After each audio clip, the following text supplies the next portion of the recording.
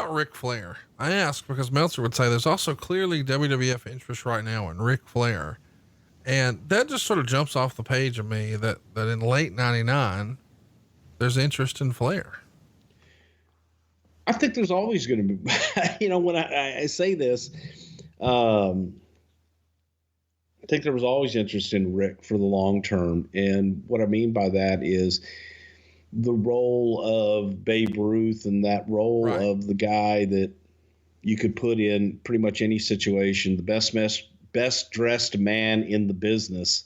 I always like to tell him because the son of a bitch looks, this pisses me off. Flair can walk into, what's a steakhouse? Ruth's Chris, in basically workout shorts and a t-shirt and look better than most of the guys that are sitting in there in three-piece suits.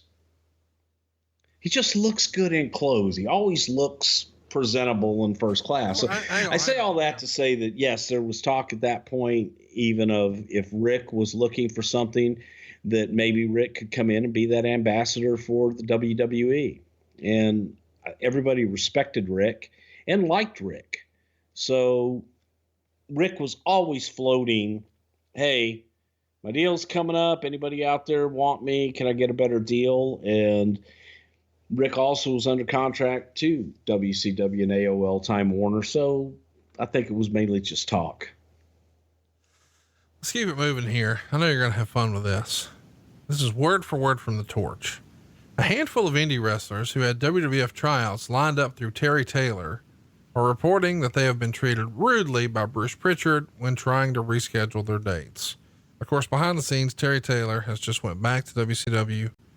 But this tickled me. They are reporting that they have been treated rudely by Bruce Prichard. Your retort? Okay. Well, so again, they're nameless, faceless, reported in a torch sheet.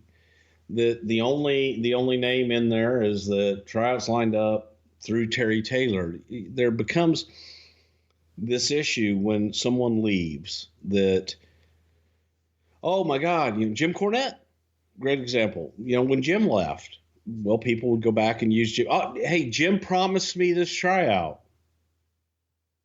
Maybe he did, maybe he didn't. But there was nothing on the books for it. No one else knew about it. And I can imagine the same thing here with, I don't know who you are. I don't know anything about a tryout that was scheduled. Nothing was scheduled with travel or for anybody else to know. And you move on from there. Send me your stuff. We'll be happy to take a look at it and happy to see if we can possibly arrange a tryout in the future. But right now, I'm talking to someone blind over the phone. I'm sure they probably thought I was rude because I didn't just say, hey, yes, okay, come on in, here's your date, and not know who they were. So unfortunately, what happens a lot of times is you got to start that process all over again.